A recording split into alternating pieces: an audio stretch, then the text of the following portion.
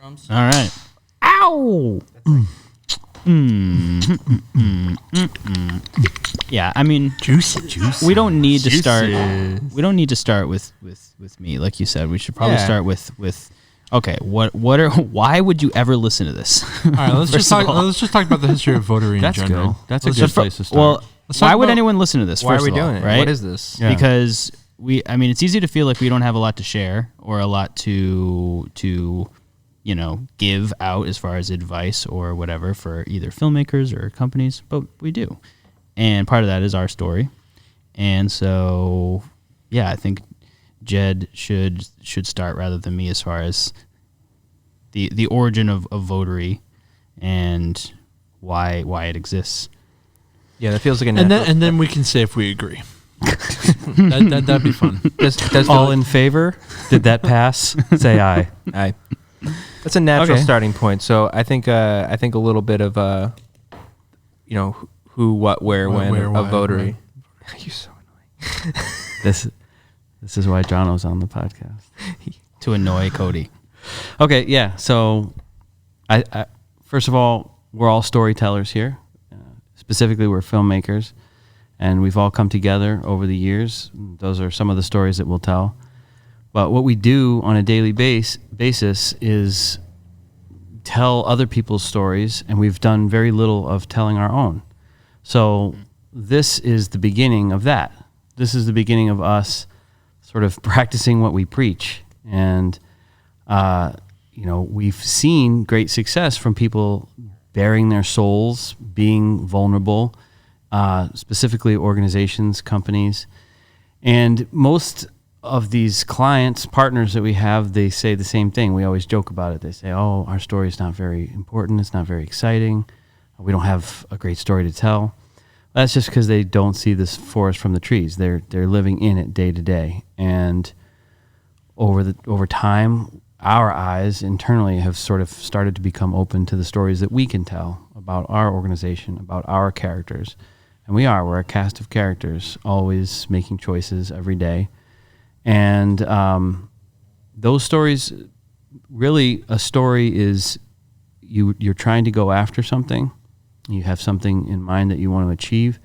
You take action. Action will inevitably lead to conflict. What you do with that conflict is based on the type of character you are, or how much character you have. And then you hopefully learn a lesson from that story, and that's the moral to the story. And you can apply that moral the next time around. And so that's happening all the time as a cycle, every day, every week, every month. And these chapters of the story are chunks of time that we're all living. So this sort of gives us a platform to talk about some of these stories, both what we're experiencing with our clients and our partners and what's happening individually with us. So I think that's, the sort of the why. Well put. And agreed. All in favor? Well, so let's hear like a little Votary origin story for the for the audience. Yeah. So can you do it in 10 seconds or less? It's always long, and it seems like it gets longer over the years. Yeah, it's like extra years are getting tacked onto the story. So I wanted to be a filmmaker since I was young. I knew I was a storyteller when I had different people say, oh, you should take that story that I was telling, write it down. So I'd start writing it down. And inevitably, I started picturing it like a movie. I loved movies, always nuts about them. But, in the 90s, when I grew up, it wasn't super easy just to grab a camera and make a movie that looked like a movie. You could do the home video thing, but you knew it wasn't a movie, and it annoyed you. So it wasn't until the early 2000s when technology shifted and started seeing that we could get our hands on stuff that, gear that actually looked like a movie. By that time, I was married and had kids and believed that I really needed to just let go of the filmmaker dreams and focus in on a marketing career that I had already started. I was a graphic designer and a web designer, and I was good at it. I was making money for the company that I worked for, and I was kind of slowly losing my soul in the process. It was, I did the American dream thing. I had a beautiful family, had the house, the mortgage, the the dog and the debt. A lot of freaking lot of debt. That's the dream, baby. That's the dream. Leave that part out. And I was drowning in debt, to be honest. It was a nightmare, and that was part of what was sucking my soul out too. So I just said to my younger brother, I'm like, not only am I miserable from all this debt, but even if I get out of debt, I'm not happy or excited about the career that I'm in. I've always wanted to be a filmmaker, and I don't know where I lost my way, but I'm not in that anymore. And he was just kind of coming into his own, teenager, young man. And he's like, I agree. I love filmmaking. This is what we're learning just from this little hobby film thing that we're doing back and forth here is amazing. But how do we get out of the day job? We worked in the same company as our father's company. And how do we get out of the day job and make a go of it with filmmaking? So we decided to make a website called indiefilmer.com. And indiefilmer.com this was in 2002, so it was, pre-blog and vlog, and I just was like, oh, it's someplace where we'll write articles and do gear reviews, and maybe we'll be able to sell advertising banners to companies and stuff, and that will be enough to pay for us to get out of the day job, and we'll be learning filmmaking at the same time. So we made it, and it started to grow. We did gear reviews, and we everything that we learned, we laid it out as articles on the site. I was already a web designer, so I designed a nice looking site, and it was running. It was good. We got up to 60,000 unique visitors per month. And my older brother-in-law, my sister's husband, took notice right at that time, and he said, I have just made some money over the years of working at the business that he was working at. And he's like, I've always wanted to make film. You guys are clearly going that direction. Move out here to Indiana, northern Indiana. We were in Syracuse, New York, and we'll make a movie together. And I just couldn't pass it up. We quit the job. We moved to northern Indiana, and over a whole year wrote and directed a feature film, which was basically my film school. And that movie is still on the shelf today. The end. and that's Votary. That actually was the origin of Votary Films. It really was. And then it became Votary Media. That's right. So I think that's a good about the name, because that's if the name came out of that experience, right? What year was that you moved to Indiana? 2006. So from 2006, and the company didn't change to Votary Films officially until 2019. 2019. Right? 2019? It was like the January 1st, 2019. So it was the end of 2018, heading into 2019. We had been talking about it. Remember we were talking about Votary Entertainment and then Votary Films, and then we're like, well, media kind of just encompasses everything. But all right, so to fill the listeners/viewers in, the company started as Votary Films to make that movie. Silk Trees is the name of the movie, psychological thriller. It'll be released at some point. But from that time, from the time that movie was done, all the way up until 2019, we didn't build the business Votary Films. We built Votary Media, and the reason for that was we were just trying to get any sales that we could, and that meant doing web design and graphic design and other kinds of marketing things, and of course videos, films, which is where our most of our talent was. But it wasn't until we became completely focused on films that we really got traction. And there's so much I'm leaving out about all the hardship of the middle years, but maybe we'll go into that Well, what later. about the name itself? Yeah, so Votary, the short answer was I'm crazy about names. I love names and titles of things, and I just was having the hardest time coming up with a name for the business or for a production company. And I was subscribed to a dictionary.com, learn 2 words every day. They email you 2 new words to learn. And on one day they emailed, the 2 words was galosh and Votary. Oh, we could have been. We were Galosh so films? close, guys. We were so close. It could have been something so Do you guys know special. what galosh is? It's like pants or something. It's like You're a close. Galosh is a pudding. Nope. It's some kind of it's some kind of clothing. Let me put on my galoshes before I go out in the rain. So it's like Wellies? They're rubber boot things Yeah, that go wellies. over your shoes. yeah, okay. Is that a Willie? Wellington. Oh, Wellington? Yeah, those are like the Those are the tall boots. The Wellingtons? No, this is a galosh. Is a little rubber sock that goes over your shoe. Oh, it's a sock. Okay. Yeah, anyway. So we didn't become galosh media. Dang it. Unfortunately. That rolls off the tongue. But the other word was votary, and votary means someone who's devout like a monk to a cause or a religion of sorts. And I thought, oh, that's a really cool word. I've never heard of it before. So votary films was it. I like that. I struggle. I feel like I'm the same way with names. I want it to have so much importance to it, but then I don't want it. I want it to be totally different than, I would struggle with someone else could think of this name. Right. Like, I definitely would be in that boat of like wanting it to be. How long did it take you? How long were you on the search for that name? More than a year. Because it was all the time that we were building up Indie Filmer. I was like, well, eventually I'll have a film production company, and Indie Filmer will be its own entity, and this other thing will be that. And so I was thinking about it through that time. I think it'd be interesting to keep telling the story, Jed, and then as we get to the part where each of us kind of come into it, we tell it from our point of view. I dig that. That's great narration. Okay. So 2007, when the film exterior fade in, a young man desperately searching for a place to live with his family after finishing a feature film. Well, it's true. It was northern Indiana. There's nothing going on there. It was the perfect set for this movie. But when we were wrapped with the project, I was like, there's no film work here. What do we do? Should we move to Chicago? That was the closest city. Or do we... And I knew we weren't going to go back to Syracuse, which is where I was from. I was happy to be from Syracuse.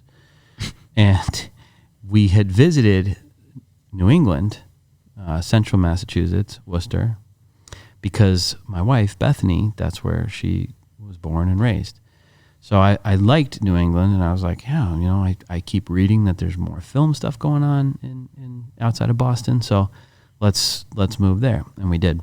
So it was 2007, the fall of 2007, that we moved here and put down roots, and Votary Media came to be. Now, in the beginning, early stages, I honestly don't even know how we survived. I really don't, because we would have like $200 in the bank account and be like, let's find a place to live.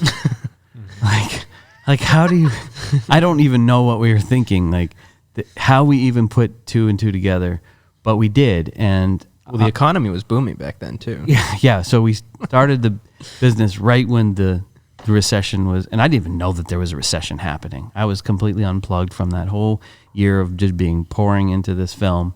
And I just, like, why can't I make any sales? I did not know what to do. I didn't even know how to. Specifically in real estate, it doesn't seem to be working. Why is this 800 square foot house $40,000 over market?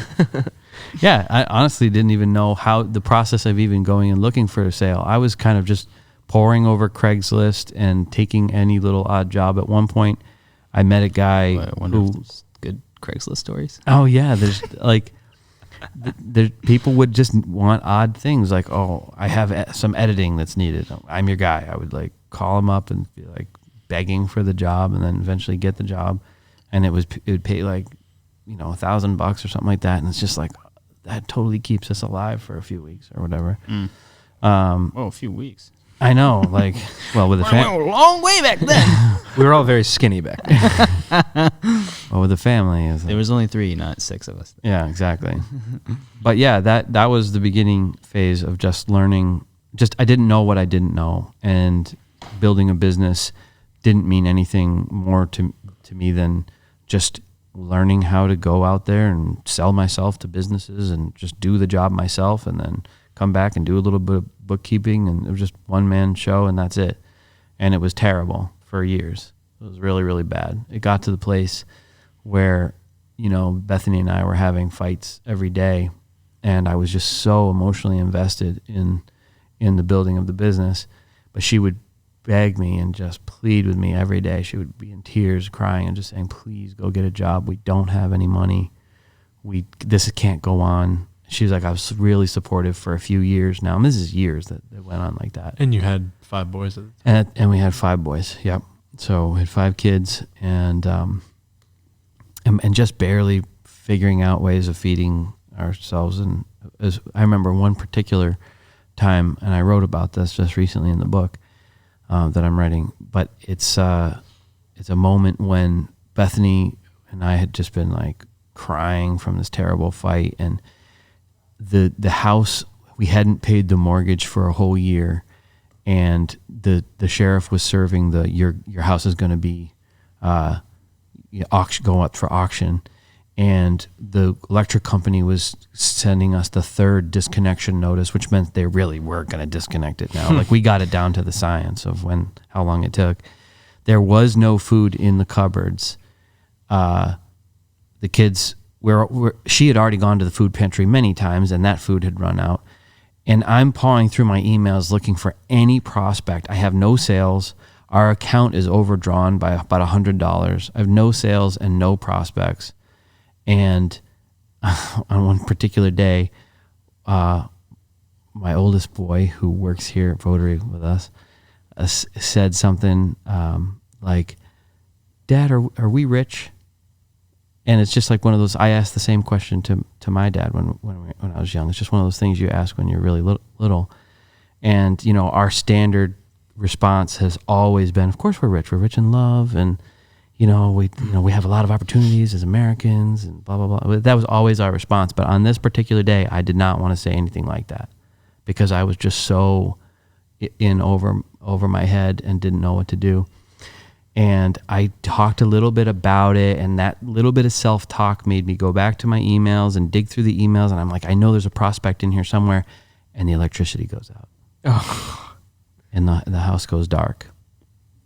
And I knew I had to walk in from the office to the house and face Bethany and face the kids and just be like, I don't know what to do. But it was a tough night because, but in many ways, I'm so happy for it now, because it's this marked memory. It's this story that just encompasses, it encapsulates the conflict of that time. And I go inside and I talk with the boys, and I'm like, we're camping tonight, and we try to pull the mattresses out and lay on the floor, and we're talking. Bethany went to bed. Camping out of necessity. Yeah, camping. Don't tell anybody.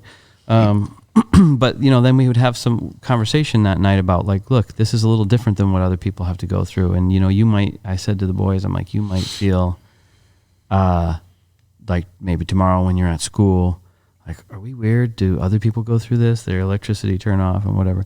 But I said, look, not everybody else is trying to go after what we're going after, and we're taking risks, and we're getting after it, and there's hard times, but you can't experience the ups unless you've experienced the downs.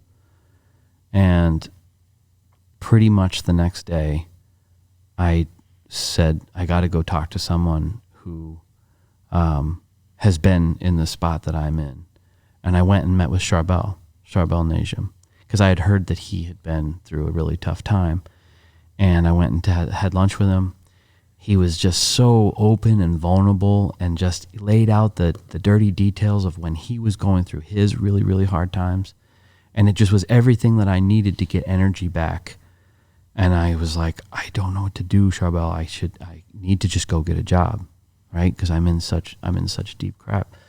And he's like, what would be the faster path to money?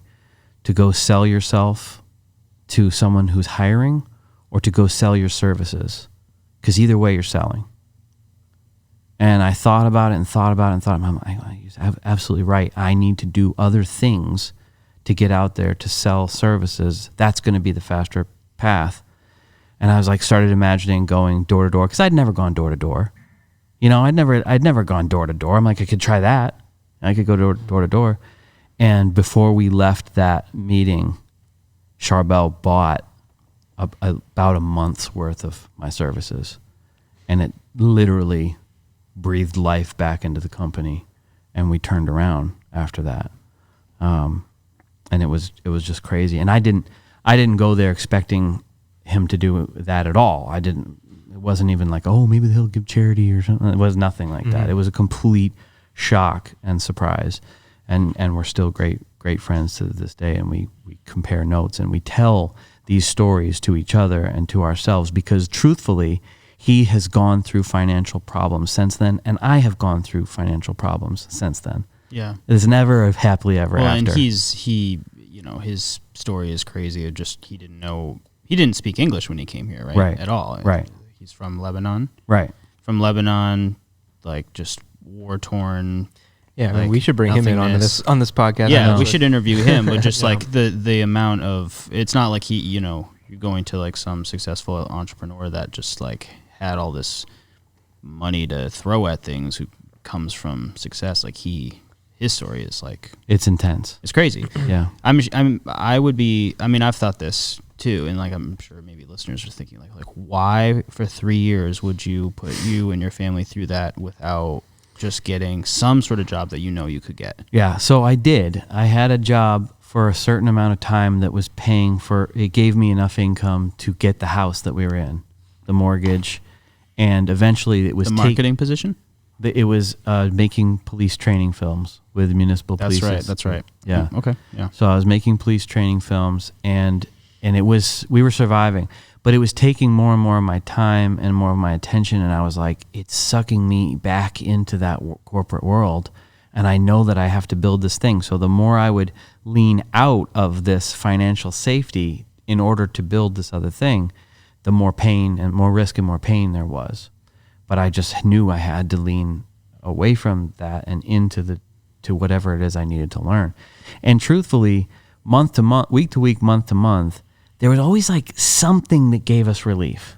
It would come time to pay the mortgage or pay rent. And that year that we didn't pay, we were choosing to not pay because many months we wouldn't have it, but then in the next month we would have it.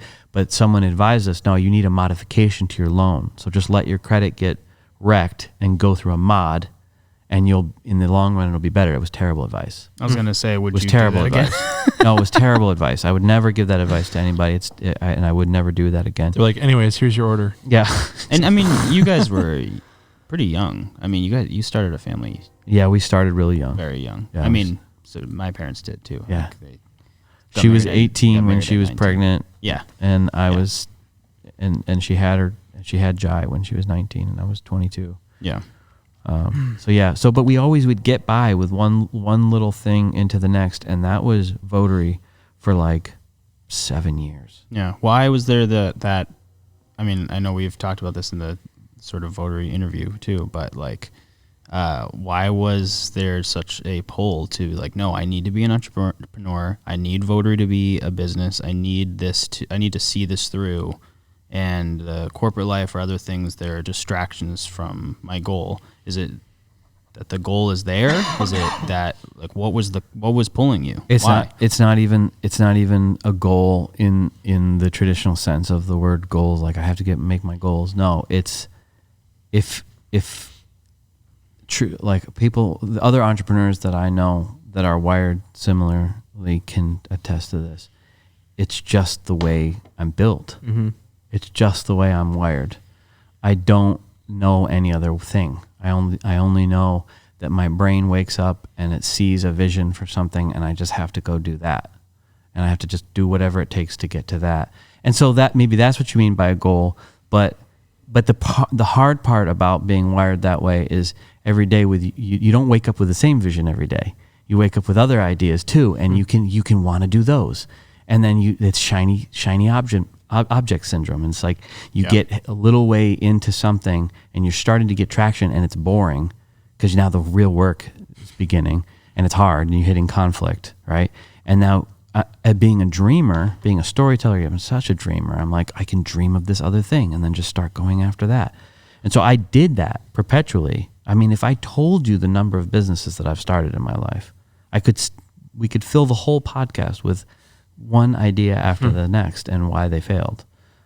And every one of them could have been a success, except I wasn't willing to put in the work when it got hard. Yeah. And so I knew that with this situation, I knew that I had come far enough to where I was in the pain, I was in the conflict, and I had already run from corporate, gone back to corporate, run from corporate, and I was about to go back. And I'm like, no, I have to get through this enough to learn what it takes and then have some type of breakthrough. And So Charbel giving you that, I mean, obviously it was legitimate like business. It's not like it was just legit. a loan, but like No, it wasn't a him loan, doing yeah. that, like what was it about that moment that kind of steered the trajectory? Because you said like things just started changing after Yeah, they that. didn't change quickly, but they changed. We survived after that. And I think one of the biggest things, and this is why I wrote it in the book, this is one of the power of story and storytelling. Sitting there with Charbel and hearing his dirty details about having come through it himself. He's like, we were scraping change together to buy diapers. And I'm getting chills because I'm like, that's where we're at right now. And he's like saying the things that I'm going through. And just seeing that he got through it and reached another level, my faith just rose, right? I think that's it. I think you're someone who, you just said it, you're a believer, so someone who, from my perspective, is always believing in something. If you believe something's possible, you just go after it. It doesn't even matter if it's a goal of yours. If you're dreaming that it could be a possibility, you're energized to do it. And then when you're at rock bottom and you have no hope, that's where Charbel came in and Right. and gave you that from his perspective. Yeah. Because it was all dried up in you, so like, I noticed that in my life. It's like I could want something, but unless I actually believe it's possible, I'm not like energized to go and do it. And 'Cause I'm like, sometimes you'll never believe it's possible until you hear someone else's Right. story. Yeah, Right. for Because sure. that you don't know anything beyond what you've experienced. Right. That's all you know. So when someone like Charbel comes in and says, I've been there and I got through it, suddenly you have this level of like,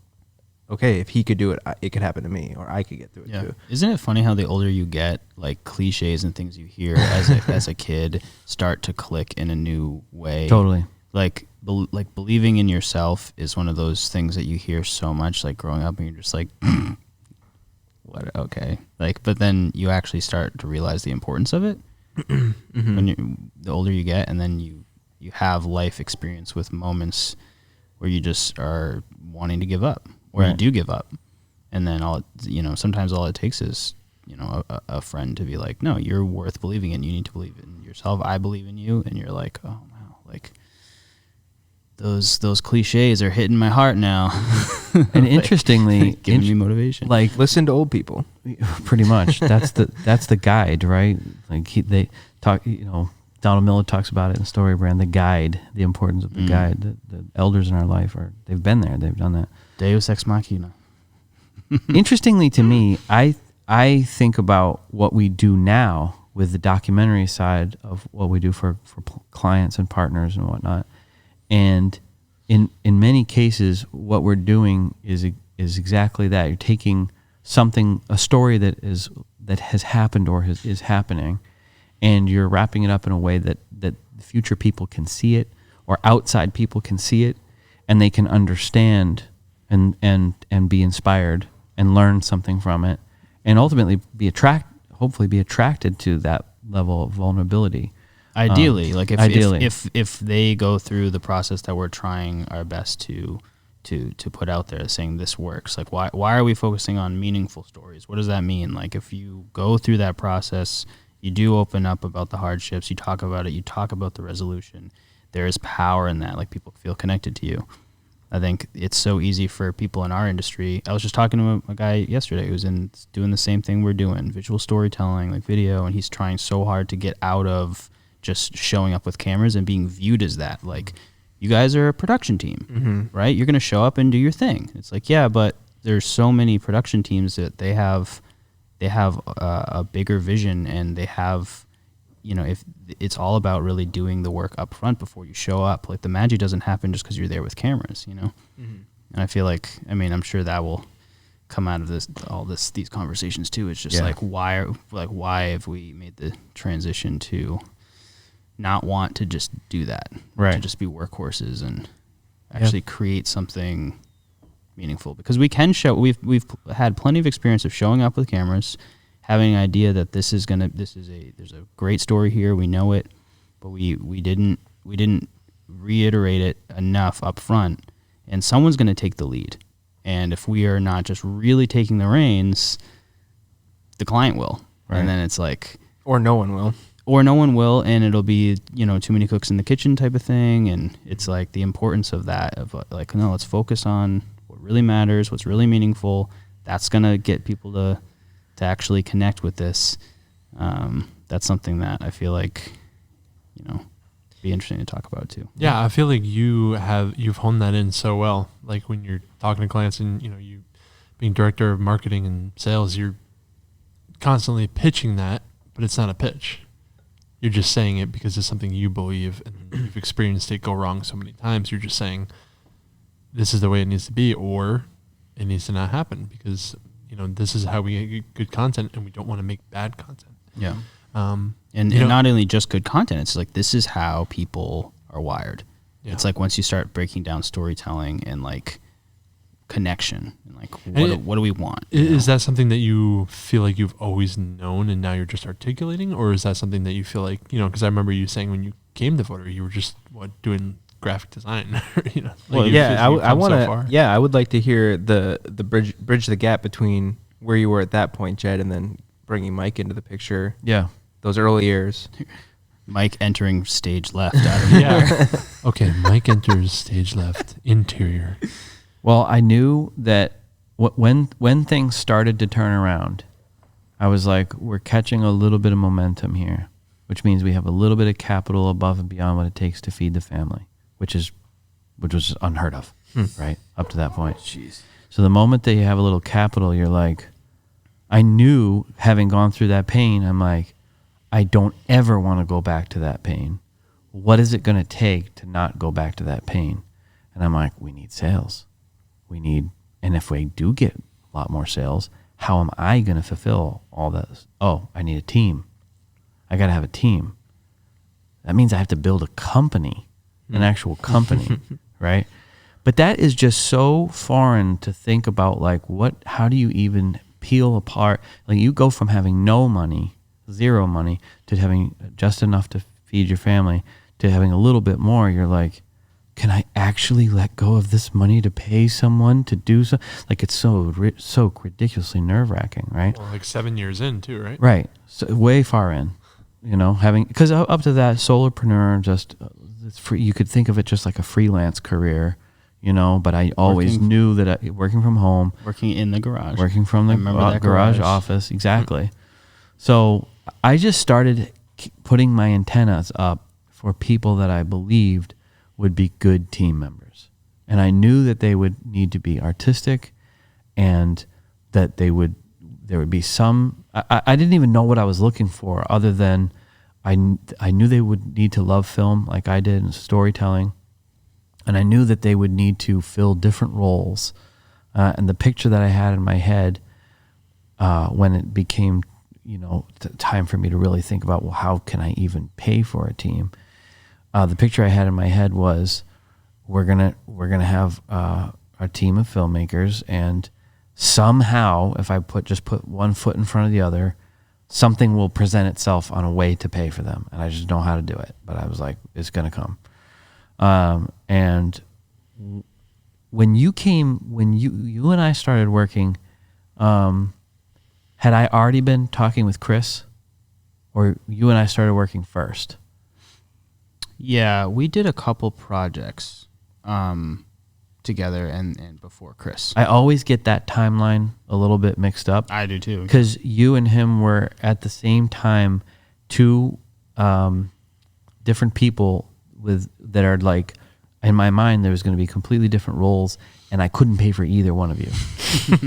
And I was like, with Chris, I just said, look, I don't have the business yet. I don't have the jobs. Yeah. But if you'll hang around, and we talk about how to build this thing, when I do get a job, I'll peel off 5% for you. I don't know how much that's going to be. And I'm like, this is a terrible offer. Do you want it? And he's like, I'm learning, so I'm in for the learning. And then when we get that job, I was like, we had met and we had talked, and I knew that you were quality for long term. I'm like, I got Mike. He can do some graphic design. He's had a little bit of web experience. He's a musician. He wants to make movies. He's already had a little bit of experience with video, but not a lot. And I'm all over the place. Yeah. Well, and so were we, right? So that fit. I know. That's why we got along. He's like, good at puzzles. He just talk like about random. He's got great taste in tea. Yeah. Loves kombucha. So yeah, he's got a great jawline. So Mike, where were you at that point? And Cute smile. I was basically what he just described, like was interested in too many things all at once. The one constant is I always was, making music. I knew I wanted to make music, and I'm going to make music till I die, whether I make money at it or not. But I was obsessed with movies. I had these screenplay ideas, but I didn't know anything about it. And I was working at a sandwich shop just because it was fun. I got free food. And I was like learning about like organic food and thought that was like, this whole new thing. And I would, like I said earlier, I guess we'll probably restart this. So basically was, ready to quit that job to just do anything creative. And I started freelancing graphic design and web design and illustration and whatever I could do that was creative. Like I went to Quincy and did the applied arts program and really didn't know what I wanted to do through the entire thing, and just like really didn't take it seriously because I was getting good grades with like minimal effort because I was like just naturally able to just create things and like use my imagination. That's all I wanted to do. I'm like, I want to create just like that feeling that you get when you create a world when you're like playing with Legos as a kid, or like just do something that I can just be myself and feel like there's an environment that cultivates that. I never really felt that. I didn't feel camaraderie growing up. I was very like, let me just do my thing. So anything that gave me a tinge of that, it was somewhat satisfying. If I could create something and use my imagination and someone felt like that was worth something, I'll do it. So I was like, I came in and was like, Votary Media, okay, cool. Like they're doing video, they're doing graphic design, they're doing web design. Like I guess these are what my options are in life. If I'm going to do something creative, I need to do something, I guess, that people purchase as a service or something. Just like learning my way around, like just like the business world and all that. And when Jed mentioned, potentially selling these things, I was like, what? Like, you mean I'd be a salesman? You want me to be a salesman? Like, I'm going to talk to people and sell them things. Go sell this stuff. Like, you're talking about what? You're talking about eye contact with strangers. You're talking about like I thought of salesman as like, used car salesman, cold calling, door to door sales. Like I had no idea what that meant really, but I knew that like that was kind of like, all right, this is like where the rubber meets the road. This is how you grow a business. You need sales. He can't do it all on his own. I do like talking about this stuff. I guess I'll give it a shot. Like I don't actually remember making the decision. It was sort of just this like, it was made for you. I do remember showing up, right? I showed up at the office one day and was like, I'm going to start coming in. I quit my job at the sandwich shop. I was barely making money there anyway. It was just like, I just enjoyed it, and I was getting by, and I was still able to freelance. You weren't even hired at Votary at this point. No, you didn't hire me. I just showed up. I had done a couple projects. So I knew like, hey. Were you out of the garage at this point? Yes. And were you at Harlow Street? Harlow Street. So what year? So you were in Worcester. So that's this whole other step of faith that is crazy, but it was just right around that same time. It was right around the time when you first got the office, and that's what made me feel like, okay, you have a new space. I'd been in the garage. Like you work, I mean, that's a whole nother story. Like you working from the garage, I don't know how you got anything done. Your kids were constantly in there. You were constantly being called upon. You had such patience. I was like, here's this guy doing like building a company with constant distraction. Like I know I get easily distracted. You get easily distracted too, just by nature. Yeah. But like you were like just like so calm about. I'm like, this is a nightmare. How are you doing this? And then why do you think you're so patient with us? Yeah. Now you finally have a new space, and so I'm like, okay, you're like doing like it's on its way to something. Like so, I just start showing up. I'm like, whenever you have something for me to do, I'll do it. And you're just like, I'll never forget this sort of like. Okay. And then probably like a couple weeks in, you sat me down and you were like, I'm not paying you a salary, but you're showing up. So clearly like you have work ethic. Now, had you been working at the sandwich shop or were you doing that for free? No, I quit. I was showing up. Were they paying you? He gave me a pity project. He gave me a project that was like, do something because you're here. which is like, I was like, all right, cool. And literally any project for any amount of money, I was like, whatever, I'll do it, you know? And you gave me this project of like making a booklet for Votary because you knew I had done some graphic design. I remember. Yeah. And like, We're I'm almost like, done all right, with cool. that. Yeah, we're still doing We're it. close. We're close. On it. We are really honing in on this booklet. Stay tuned for that book. We just took photos today for It's it. true. We still 13 haven't years in finished the it. making. I still probably on like some hard drive have like the original Votary, like which it would be hilarious to look at. Don't right show it to us because it will probably derail everything that we're talking about. with oh, it. Jed's this gonna be is like, so I good. actually really like this. We I- really fell apart over the I think years. maybe We we should should just go back to that. revert to this branding. This is good. I mean, this is pre like video focus. This is Right. like video amidst a sea of other services. Yeah. Like you were all about The like more the merrier. SEO services, but that was the whole market. Like it was all about, all right, one stop shop, Full marketing service services. creative agency. That's what that's how you make it, right? But Media was the niche. yeah, and eventually making the transition to video, I was like on board because I was really like, I want to make movies, and the most fun that I had when we worked on projects was writing those silly like skits Yep. for the church Yep. because I got to act and write and like be there, and we shot it and like see it come together. Yeah. And then like you would throw these things at me of like, oh, you want to try editing this? I'm like, I know nothing about editing video, but sure, you know, and like try my best. And then you would see like through like the fact that it made no sense, like what I was trying to put together. You're like, oh, okay, you know. Bless but it your was heart. yeah, exactly. It was like, oh, okay, like I not quite there, but like I didn't know how to edit quite yet. Like I was like, hey, at least she's giving me a chance to work on it. Like, what other opportunity am I gonna really have? And just sort of like learning what I am attracted to and what I'm not. And so I was fine with like, I'm like, I never want to edit another logo again. Like, And I to am your so to your tired of credit, it. and I've told this story to others usually when you're not in the room, so I'll tell it when you're in the room now. There was a few projects that you turned in where I was just like, I don't know if I can keep working with Mike. Like, this is not what we were looking for. But every single time, I would go back to you and be like, yeah, it's all right. Don't worry about like I'm gonna find out different. You're like, no. What's wrong with it? Just tell me what I need to do to fix it, or what do you need about it? And then I would just like be forced to try to come up with some notes or whatever. And you would go back. You're like, go away and let me fix it. And that's honestly was breaking me out of that mentality of the solopreneur, like I just got to do everything. Yeah. You would go away and you would come back with a new thing, and I'd be like, oh, it's pretty good. He actually made it He heard what you said. really good. He heard me, and you would improve it every single time to the place where we could sell it or that we could deliver it to Yeah. the client. That's a great note. If you're a college student looking for a job or something right now, Don't think you know better than the No, business owner. but just the willingness Yeah. to just stay humble and just keep going at it. And I mean, Honestly, that's the huge thing we look for is just do they have a good attitude? Right. Yeah. Right. and Yeah, and are they okay with not being paid? Because that's Yeah. huge. That's Just huge. part of the history. I knew I had the creativity, and this has always been my thing where I know I have a confidence in my imagination, but skills are not so much. But at the end of the day, creativity, I think, is like what's going to be most valuable like in life. And you can learn skills.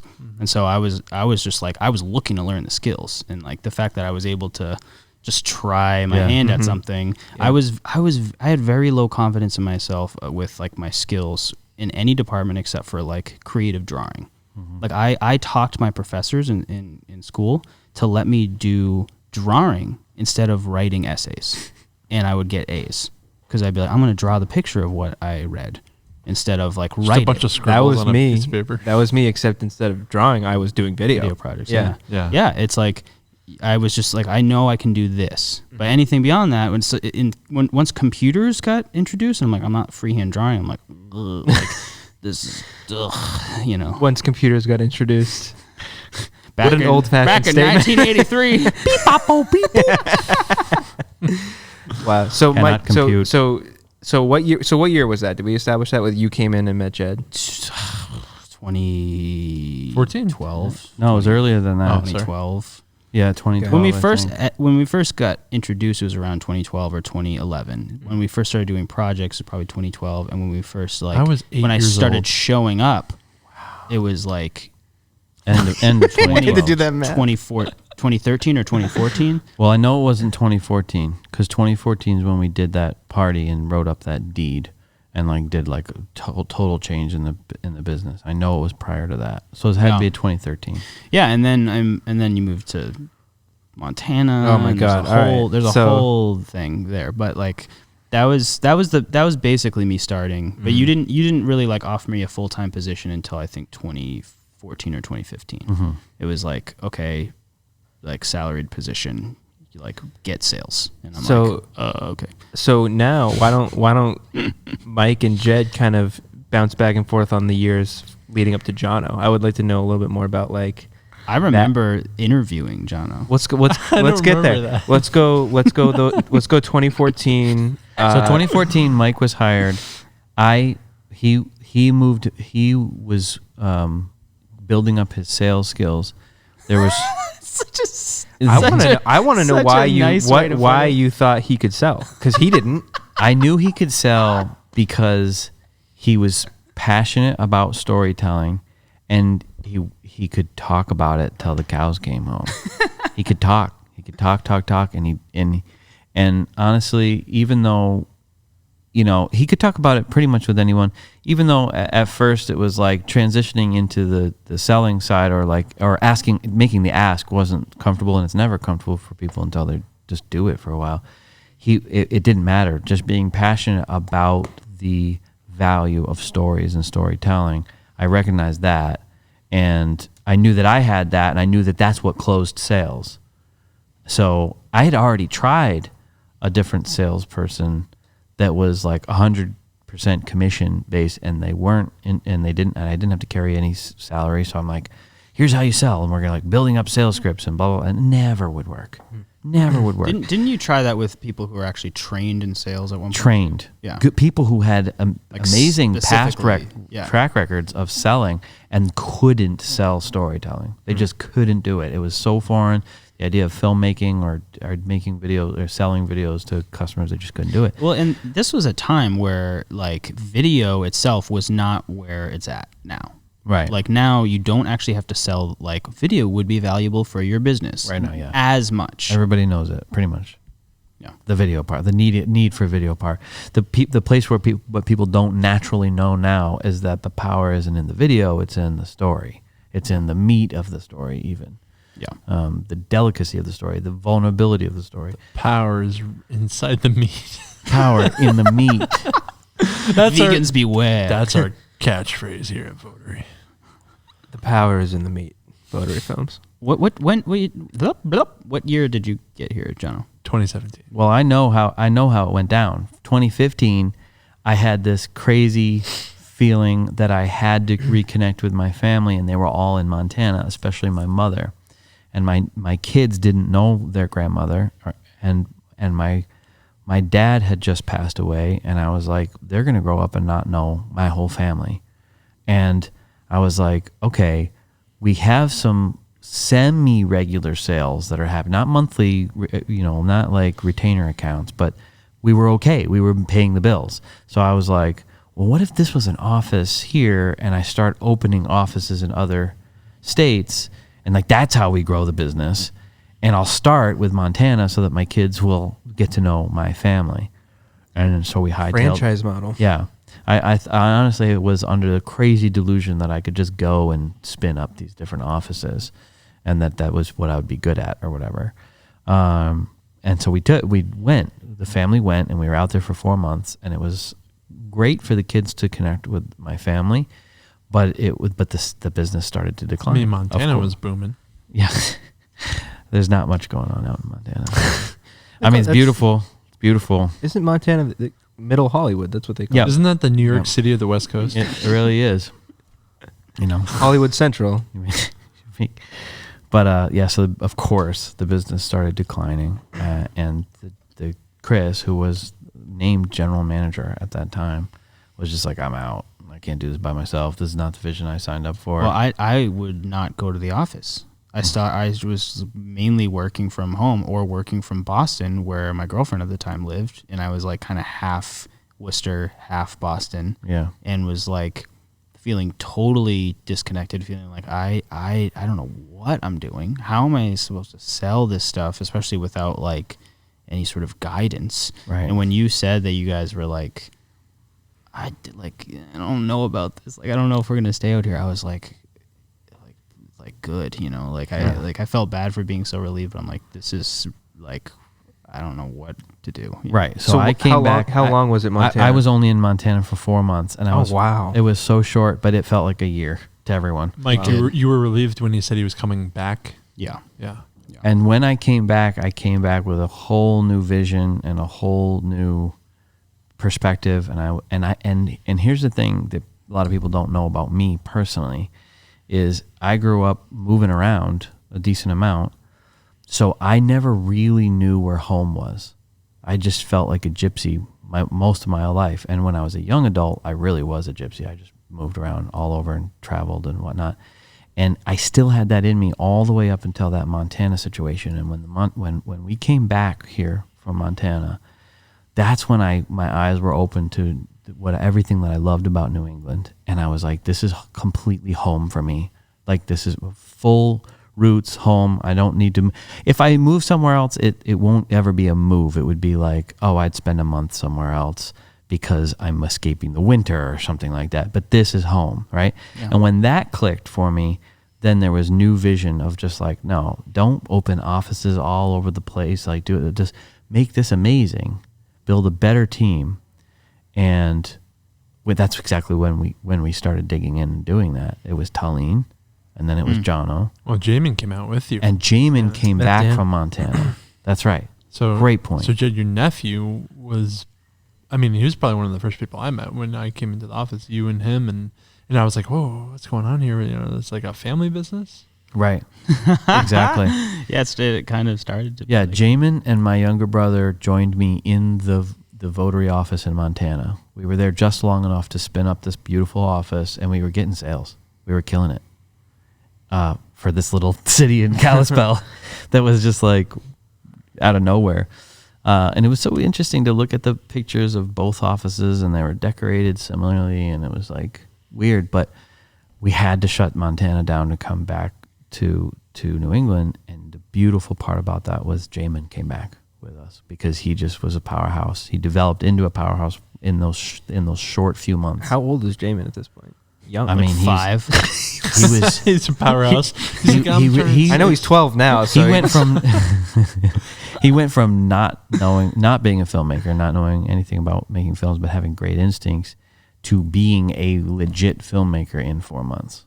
Shout out to @JMufasa on Instagram. Yeah. Follow him. Yeah, he just really developed. He was primed and ready to develop. And he was there to make Synergy Aircraft was one that was like a great example of like, okay, this is like intimate docu-style story. This is like a different thing than just like, oh, we do video production, it looks good. Like It was something unique about that.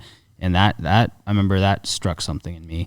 And then Everett Andrews, EA Custom Millwork, you guys did that. We had one comedy in between that legit supplements comedy that was like scripted and whatnot. And he legit supplements. Yeah, and, you know, it was viral video. Yeah, it was like, they were very, very pleased. You know, you look back on it and you're just like, ooh, I don't know, that's not very funny. But it, you know, it's so funny to me. It's funny because it's cringy.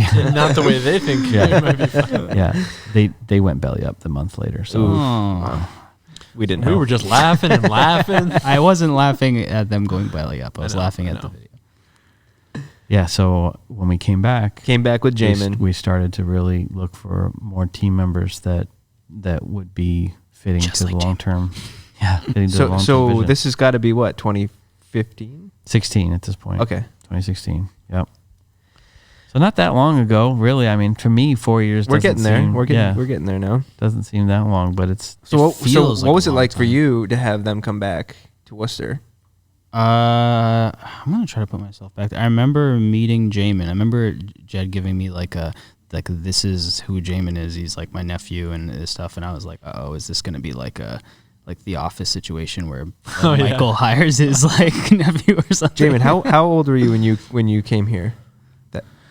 He doesn't know. To you viewers who don't know, Jamin, He was 18. He's in the Jamin producer's just booth. slid over to the producer's booth. 18? Listen to us. But You probably heard his he name. was 18 years old, so I was like, "Who He's is so this nosy. baby?"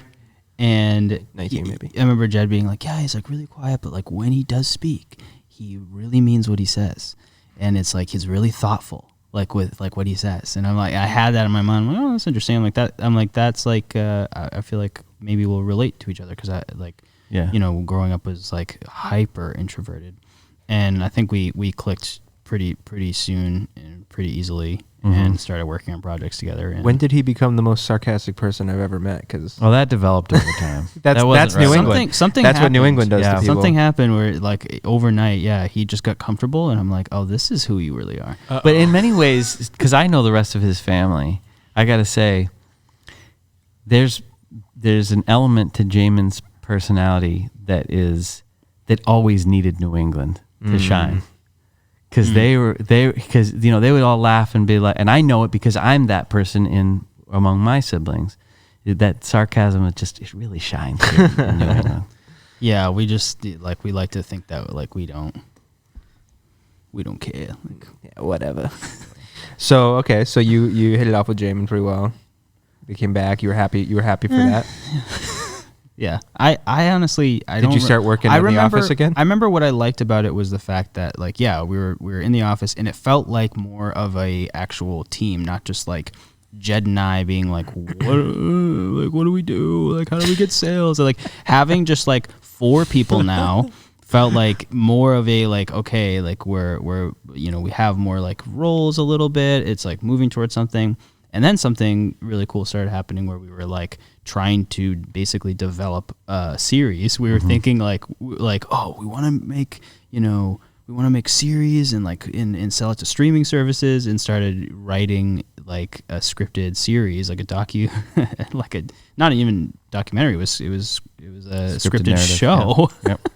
And coming to work and writing that was fun, but then eventually, obviously, you know where that Get back goes. to work. Yeah, like okay, maybe work on actually getting some more sales before we put all our eggs in one basket, sort of thing. I mean, that speaks to the rebirth of New Vision when we came back. I knew that ultimately someday, and we're still working toward it, that we will have original content.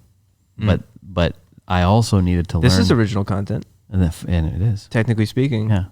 This is, But all these words we're speaking have been said by other people in the past. Verbatim. This is all this is all scripted. We're reading a script right now. Still Votary Media. yeah. Yep. Yeah. Oh, it's 2016. So bring us to, we're very close to Jono at this point. So close. And Jono was so serious when I met him at first. I had no idea that Jono was so effortlessly sarcastic and funny.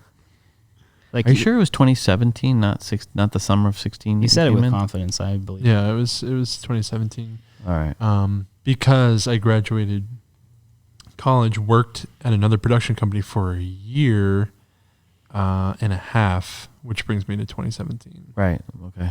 Yep. And you started off in, like we almost always do, in either almost always do a internship or freelance relationship, it was and you were freelance. freelance, and you just started killing it. how did you from the connect? beginning. What was the first?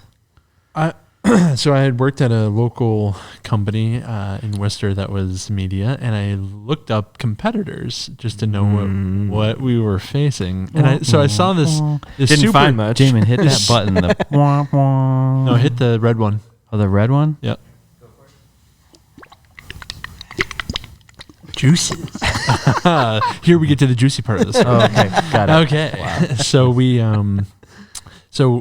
we saw this super broken website that was like the tabs didn't even work and all that. And so the company I was working at was a lot of web development, and so they were making fun of this website. So anyway, Is this true? Yeah. Oh my So gosh. 6 months goes by and the website improves. I think Jamin was the one doing it. And it looked really good, and I was like, yo, they have such a cool style. I really like them. So when I transitioned to freelance, I was like, I'm going to just call them. I I just called That's them. that is juicy. I know. I just called Those them are like juicy on the bits. phone, like past 5 p.m. Just the actual number that was on Google, and Jed picks up after like 13 rings. He's like sleeping. He's like, no. yeah. So he's like, hello. So I'm like, oh, hi, Jeb. You know, not even knowing his correct name. I can't remember if it was Jeb or Jed or whatever. And so I give him my information, email him, and he has me come in to the office just to chat. So he looks up my stuff and sees it all. But yeah, my first experience with Votary was so visceral. Like I feel like I was stepping into another world, because I was in this corporate, very polished, very like not authentic storytelling, and like all, I definitely wanted to move into the space of like creativity and being able to work on sets and do series and do all this different stuff, and not just do talking heads over green screen. So I drive up, and the sign on the building is on the opposite side that you're supposed to go into. So then It said marketing and design. so I'm like, it's Still, like, probably still does, right? Yeah. It's probably still there. so in our old building at Harlow. So then, it's 80 degrees. I'm dripping with sweat, and then this woman opens up the door and leads me up this lush, dank, damp hallway that's dripping with smells.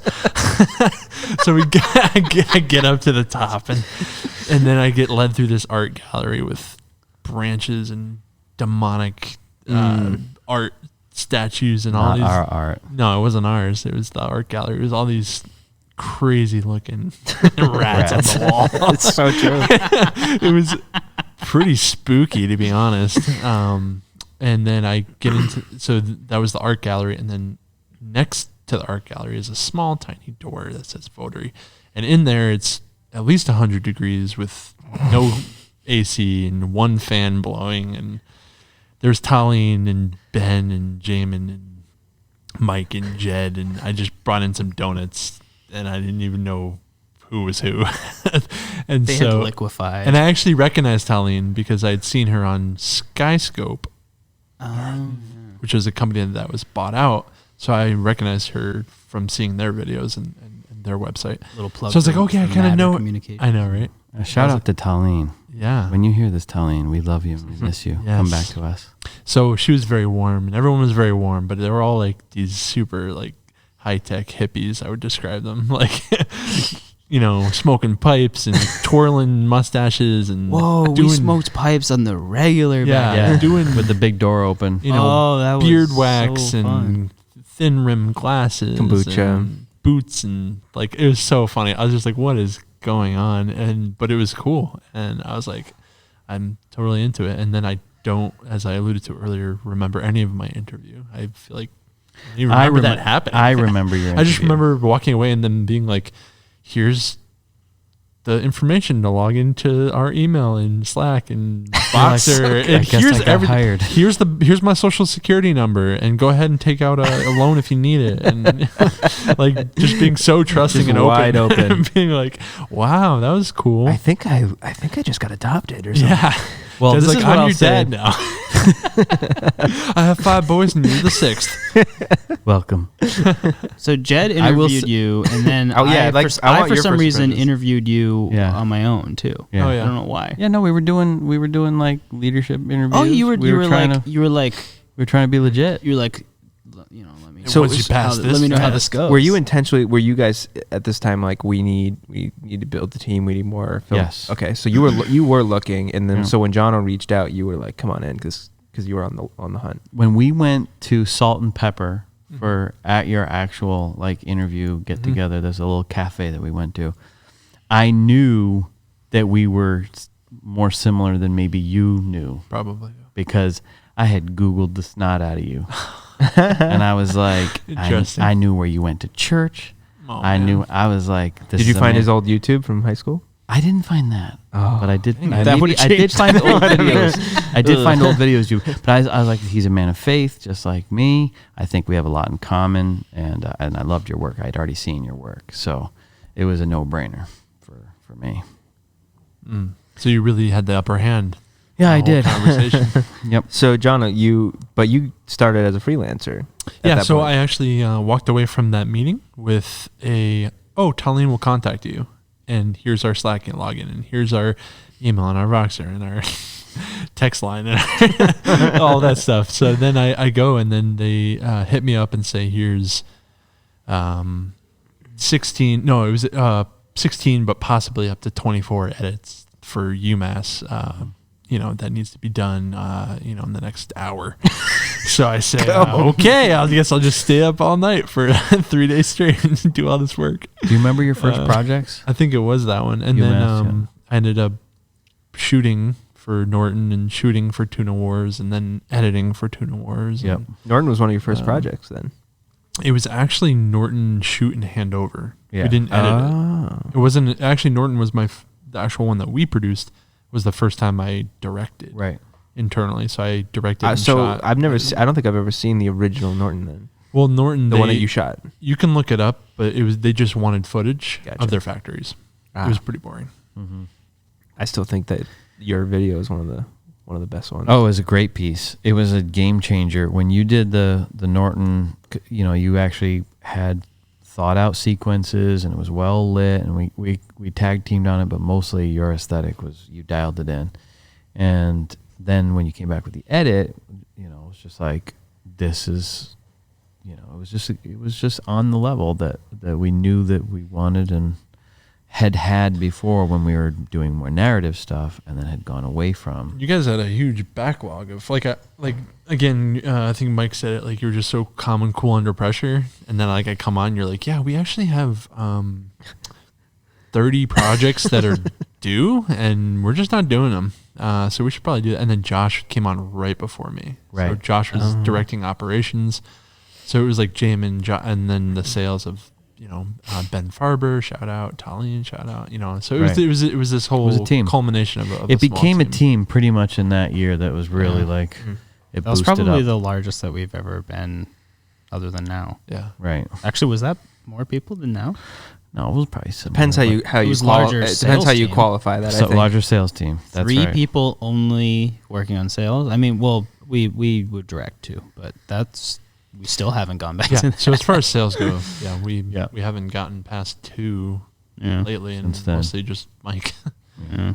But that's actually part of the lesson that was learned at that time too. Like I think- who could sell and who couldn't, and who would last in it, as opposed to just have to go on to do other things. Well, or there's no guidebook of like how to make this work. Like how as creative people or filmmakers, like, does it make sense to have people devoted to sales only? right. And we kind of, for us, we're like, I don't think so. No. I think it makes more sense to be working on a lot of different creative things and creating more and putting that out there. Yeah. And then once you have the sale, you're able to talk through all the details that they're gonna have questions. Yeah, that's about. right. Like, Well, we're not selling widgets. We're not selling Yeah. like a product. We're selling a process, and it's so much more in depth than you just need to follow a playbook. Yeah. It's like you need to understand what it actually takes to make a film beginning to end in order to actually get someone to buy in.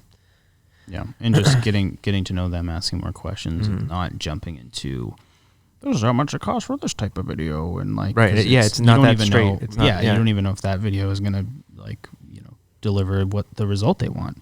Get to understand the result and why. Sell me this pen. All right.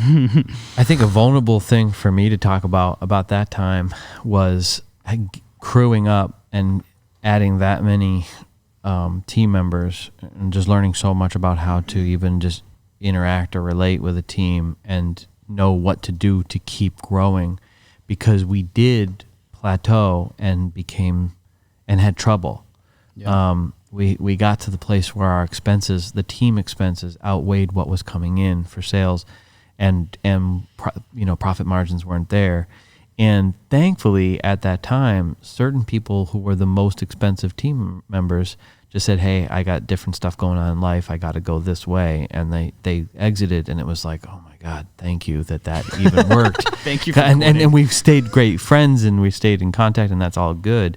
But it was like, at that time, it was really eye-opening to me that we had to transition to offering services a different way. Like, for example, unlike, because all the way up to that time, and still we're doing quite a few one-offs, but that was after that we plateaued with that we transitioned over to starting to create more monthly partnerships. Yeah. And the monthly partnerships, some type of regular money, that started that process of learning, okay, how do we take clients from just becoming repeat customers over to actual partners that we can serve ongoing. And part of it was being nimble. I think we didn't want to, I remember coming on and trying to get a grasp for how you ran the company and how the team worked and what the business model was. And it was like, let's be nimble and small and able to shift and grow. Yeah. And, that's where we have collective and people we trust and lean on, as opposed to bloating up our overheads with this huge team that we get stressed if this month isn't going to meet a certain threshold. And it's kind of like Votary's best qualities is also the worst, because when Jed started the company, it wasn't, I want to start a company and here's the business model and here's the plan and here's how we're going to do it and then start doing it. It was out of necessity and it was out of passion. And then 14 years later or whatever, let's build in process and let's build in data and let's build in measurables and let's put a good team in and let's put in the things that maybe should have been done earlier, but clearly the quality and the passion was good enough to bring us to where we are today. Yeah, that's right. That's right. And the parallel between learning how to build a sustainable business, the parallel was we started offering services to companies that needed to build a more sustainable business. It's like, I didn't know what companies needed until I needed it myself. Yeah. So. Well, yeah, I think it was like every step of the way we were changing because out of necessity, but also like the market changed with us, and it was like more of a, just like supply and demand, I guess. Right. Like the transition from full service marketing and agencies, it's like, well, like maybe you want someone to specialize in something. Maybe that's actually going to drive better results for the company. If you're hiring them, and then it's like, oh, video, okay, like, but maybe it's someone who specializes in a particular type of video, and it's like, oh, that's interesting. Like, then we started doing that, and it's like, so did the market started shifting, and the retainer model, it's like, that's fine. It's like, as we were really needing that more than ever, it's just like makes sense for a business. It also was like, hey, this makes sense for companies, and there are companies doing it. It's like, we need to not just like slap a brand story on our website and then be like, now the leads are going to come pouring in. It's like, maybe we should be doing this every week. And maybe this brings us closer to when Corey joined the team. Well, Corey. But you're going to tell the audience that his name's Corey, and then everyone's going to start. Corey is a cool guy, good looking, very talented. He's oceanic blue I remember eyes. You'll just get lost in for steely hours. Blue eyes. Just steely my goodness. blue. Okay, we don't want to. Okay, but I do remember when Jed. What were you saying? Can we get a close up? Can we zoom in on here? When Jed really started focusing on the vision of the company and sales, it was like, that's what he's good at. Like, he can get into all, he could be on every shoot and he could do all this stuff. But when he could just delegate that stuff to us and just focus on selling really cool content, then that content gets seen by more people, and they are like, wow, I want a documentary that looks like that, or a series that looks like that. And so we just started getting more and more work that was where we wanted to go. So it's like, exponential growth, really.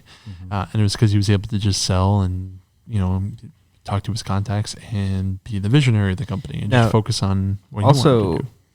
Right in this time period was the official switch to Votary Films. Back to Votary Films. Yeah. Yep. So and there was a full rebrand and everything. Yeah, I'm not a very strong, persuasive person, but I remember walking away from a conference that we went to in London and being like, yeah, Jed, our font sucks on our logo. Yeah. And being like, dude, please let us change it. and I was like oblivious. I'm like, fine, the logo's great, whatever.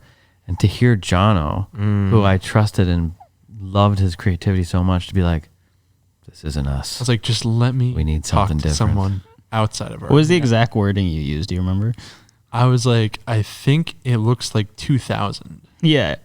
You said it could be a little bit dated.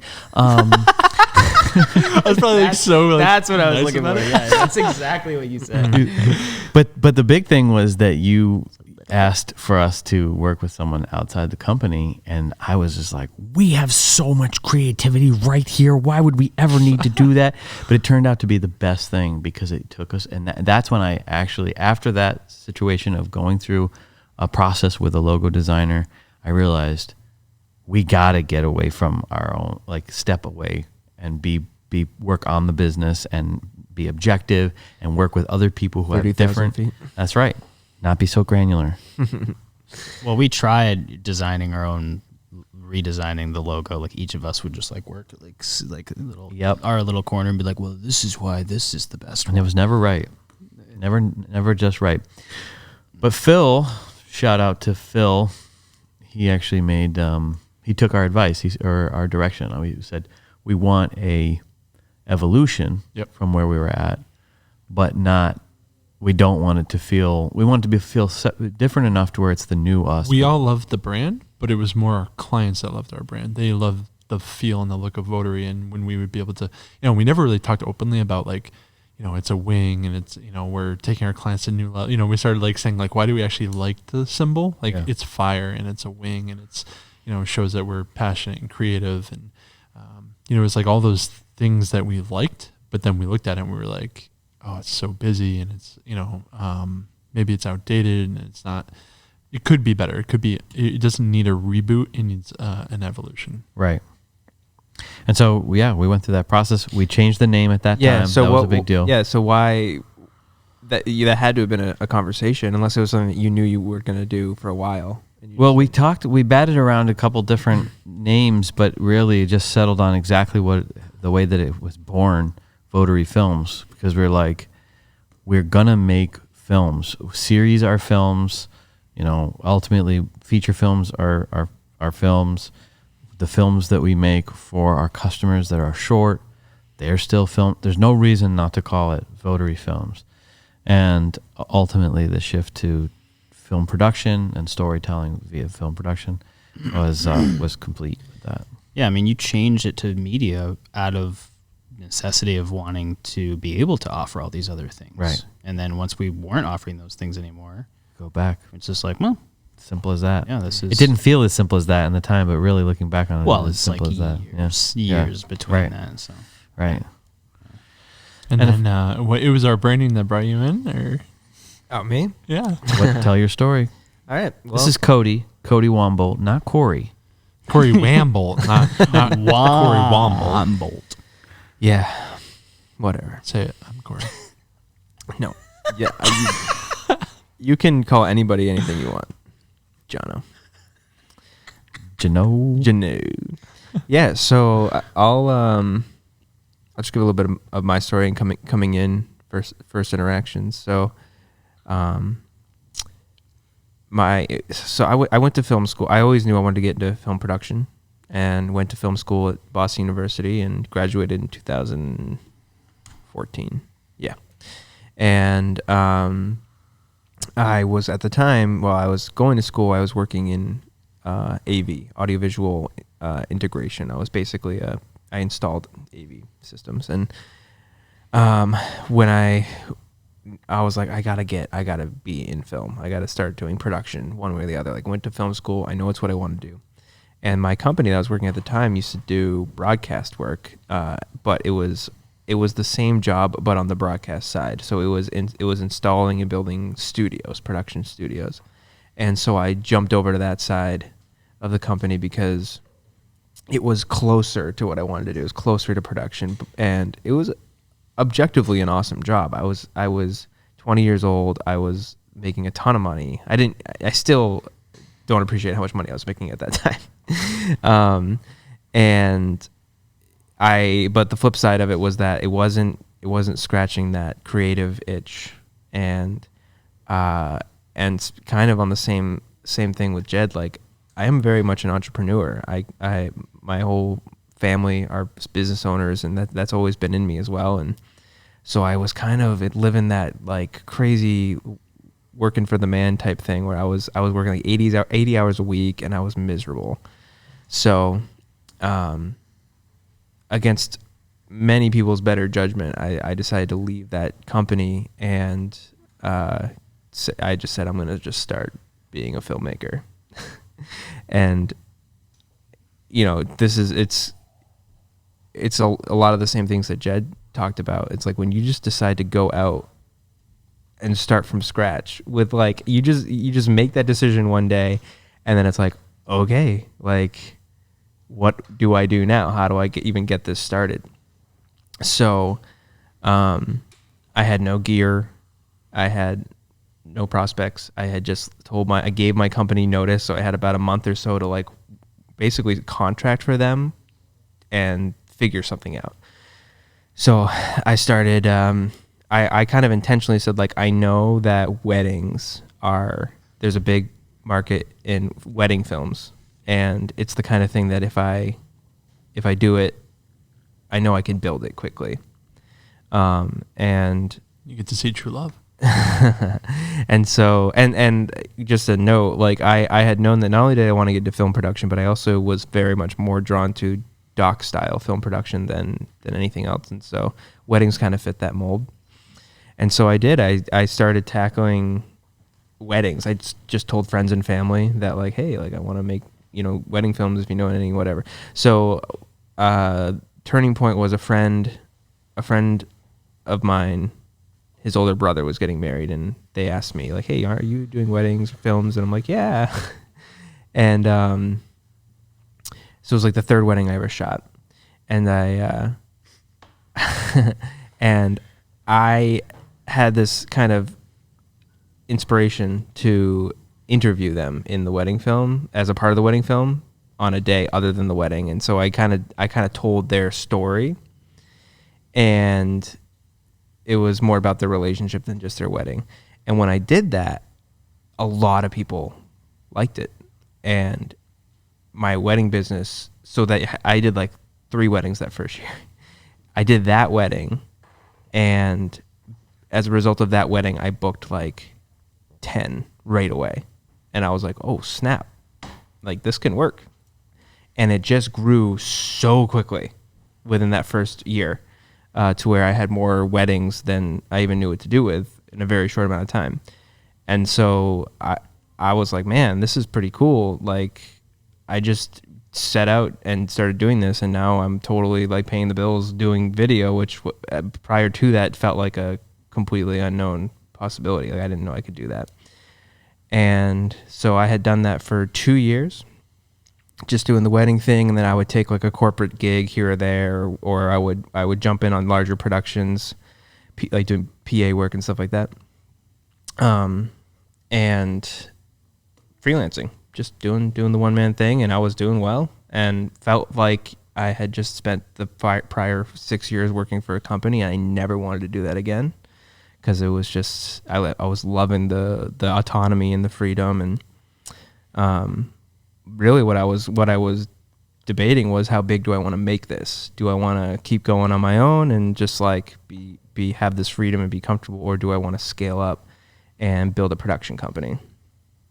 And so this was fast forward to my first encounter with Votary. So I'm actually, when I think about it now, it's crazy to me that I didn't know about Votary until I did. Like, I feel like I should have known about the Votary years ago. Was it 2019? Yeah, this was May of 2019. So about a little over a year ago. Yeah, you really climbed the ladder quick. And Now it's Corey Films. so it's Incredible. So I Changed our name again. That's what this podcast is here to Yeah, reveal. Minority shareholder now. So here's the story, the actual story. My church is, This is a true one? this is a real story. This is a true story. This is the actual story of how I found out about Votary. So my church is right there, right down the street, and I've been going there for 10 years, and would drive down 290 to and from Worcester 3 or 4 times a week. And this one day last May, I'm driving home on a Sunday after church, and on 290 East, and something catches my eye on this little LED sign that's on the corner of this brick building off of 290, and I see the words Meaningful Films, and I'm like, what the hell is Meaningful Films? And then I see Votary pop up, and that was probably a 10-second time frame for me to actually see that sign before I passed it. And I wonder how many times, I don't know when that sign first went up. It's actually amazing, right, Jed? Because the building had never, ever let us put our. Right. They randomly just offered, "Do you want to put your?" Yeah. So how long do you think it had been up? Honestly, a month. A month. Months maybe. Okay, so in Maybe that 2 months. So in that month time span, I would say it's safe to assume I drove by it at least 50 times. Yeah, but there was kitchen sinks and Right. random other things. So on there. whatever the odds are of the timing of me seeing this ad. And so I saw Meaningful Films, and when I saw that, I was like, what, Meaningful Films? Like, that sounds like something I would write on something. Like, that's just was kind of spoke to me. And so while driving, I Googled Votary and found the website. Don't do that at home. Yeah, kids. don't drive it. have to know now. Don't do that. I just, hey, when you were that, I was you were that, it like- piqued my interest. I was like, what is It's a that? vulnerable moment. It's like, Yeah. that sounds exactly like me. I broke the law. So, yeah. So then I found the website and I watched a couple of videos. While you're driving. while driving. I don't know if I don't know. Come on. For sure while he was driving. It's probably true. Yeah. Yeah. Let's be authentic. I was probably driving. Let's tell true stories here, Corey. So I watched Come a on. couple of the videos from the website and I was like, damn, these are really good. Like, and started reading all the stuff on the website about us. And it was funny because I'm looking at the pictures of all the people on the website and I'm like, they don't exactly seem like my people. It was very similar to your description. I was like, these guys look like hippy dippy artsy types, like Artsy fartsies. Mike with his twisted up mustache and Jamin with his hair down to like past his shoulders To and his his beanie. ankles. Yeah, and everybody just looks so like hipstery. Why didn't you talk about my hair right then? Well, Jed Well, looked he was the fish out of water. yeah, Just you looking like you a- looked the most normal. I was like, there's no way he's the owner. And I also thought that based on the Okay. picture, of Jed, I thought that he was like a big guy, like a big, like I thought he was like 6'2" or something like Yeah, well, Way to deflate his ego. he that. And I don't mean that it doesn't mean anything. I thought he was like I'll good take you looking. anytime, Corey. So, anyways, it's funny. There's something about those photos because the same thing happened when I met Nicole for the first time. She's like, I thought you were like chubby, and then I met you, and you're like, you you all look so fat. So just like well, I was double my weight, so yeah. So you came in. So I emailed on the spot. I emailed the info email and said, hey, that exact story, like, you know, and I'm really interested in your work. It's really like basically what I said was, your guys are like, you have in your films what I'm aiming for. Oh yeah, Like, email was you like- emailed. I was like, everything I've ever wanted. what I said was, Can I please just meet you? I can Just remember. meet you once. I can remember Bullshit. Mike reading the email. you know what? We into the deleted room. it. F this. I'm gonna just find it. No, we deleted have that it? email. We said, I probably have it Mike somewhere. read it out person? loud, and I was like, "Oh man, someone saw the bill." Because you're describing it like a little sign, but it's actually a pretty big billboard on the side of the building. It's Okay, just far right here. from far away. Check it out. "Oh, you have it as your background." Wow, you found it fast. Well, no, I remember because I put Meaningful Films in He the had side. saved in his He special had it folder. ready Oh my for this god! Oh my podcast. god! Yeah, the Not even special- true. I can't wait to tell my story today. Votary was nothing before me. So no, I'm gonna read you the email. So it's the subject line says, "quote Meaningful Films caught my eye." I said, "Hey there. Yesterday I was driving Air home from quotes. church on 290 East and saw an LED sign that said Meaningful Films. I drive this route almost every day, so I don't know how I never noticed it before. I immediately Googled Votary Films and found your website and instantly felt connected to the work you're doing. I'm a 27-year-old freelance filmmaker. I've been doing it full time since 2015. Ba ba ba. Will you marry me? Yeah. I kind of just, pump my own tires here for a minute. You don't want to read that part. Well, I already just talked about it.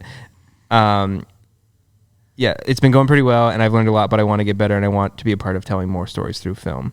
This is why I'm emailing, because I love the way you approach your films, making it about people and their passions and relationships instead of products, services, and sales. That's what got me. Yep, me too. It's about real life and authentic connections as opposed to material/worldly success. Yeah. You can tell that there's a genuine interest and care that goes into your work. I'm wondering if you'd be open to meeting or having a phone call. I'd like to learn more about your company and to explore the possibilities of working with you in some capacity if you have a need. Yes, I don't mind that you look like hippies. Here's a few. Yeah, even though you look stupid, I like the I like the work. And then I sent some examples of my work. I remember seeing those wedding videos and being like, oh, he's going heavy on the story. Yeah, Because it was all your about wedding the videos. backstories. Your wedding videos were among some of the best we'd ever seen. So we're like, oh, he's got the chops as a cinematographer, and then you mixed in the documentary. Do you want me to read the two It worked. responses Yeah. from Mike and Jed? Expose. Oh boy. Jed's Okay. like, come over to my house tonight. I was probably like, Jed has a photo What? attached. whatevs. Sounds good. Sounds good. Cheers, Cool. Jed. That's about right. So Mike says, "Hey Cody, thanks for reaching out to us. It's exciting to hear that this is because of our sign and our new slogan. I hope your Googling wasn't too immediate while on the highway. Ha ha. Called them out. Which church do you attend, if you don't mind me asking? Thanks so much for the compliments. Judging from your work, you understand what we're going for. Your use of wider lenses, patient pacing, and emotional tone while utilizing natural lighting are all pretty similar to our style. all the shots were outdoors. I love the natural lighting. natural lighting outside. We'd love to have you over the office to meet the team. Let me know." And then I think Jed followed up. That's not too embarrassing. Yeah. Well, Jed, I guess it's not in this thread. Maybe you created a new email to reach out to me, but I think so. You said, I think I forwarded this. Yep. yeah. So you said basically come in on Monday and have a beer. That's Yep. basically what you said. Yep. And so I was like, man, these guys are checking boxes one by one. Like, I like the work. I can't believe they're right in Worcester. And then he led with beer on a Monday morning. And I was like, that's cool.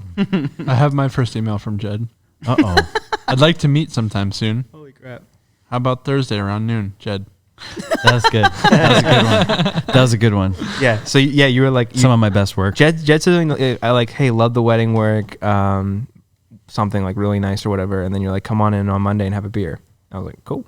So I did. I came in and this is funny. This is also true. I'm trying to tell a lot of truths. I like it. Tell your truth, bro. So I was like, I wonder what this place is going to look like, because I know the neighborhood and it's sketchy as hell. And I'm like, what is this area? And I'm like, I was like, what if, I think I actually said this to Malia, my wife. I was like, If I don't come back, I said, what if I go there and like, there's like ping pong tables and like beer on tap. Like I literally said these things to her because I was like envisioning what would be a Nintendo Switch. what would be ideal for me. And so just like you explained, I go to the wrong door. I'm texting like, hey, like where do I go? What the F? Yeah, like you're like, Like, oh, it's okay. This happens to literally Great everyone. start. yeah, go to the other door. I'm like, and walk through the gallery, and I'm like, what? This is just so strange. And then open the door to the office, and I'm immediately greeted by Harvey, which is like another box checked, like most perfect golden retriever greets you at the door, and you're like, what? Just so happy to see you. And hey, what do you want, coffee or beer? And I think I went with coffee. It was like Monday. Responsible. Um, Boring. But I skipped the part when I walk in and there's like 7 ping pong tables out in the gallery, and I was like, what is this? And like I've always loved ping pong, and I just thought like a ping pong table at work would be ideal. So that was like a really funny thing that was there.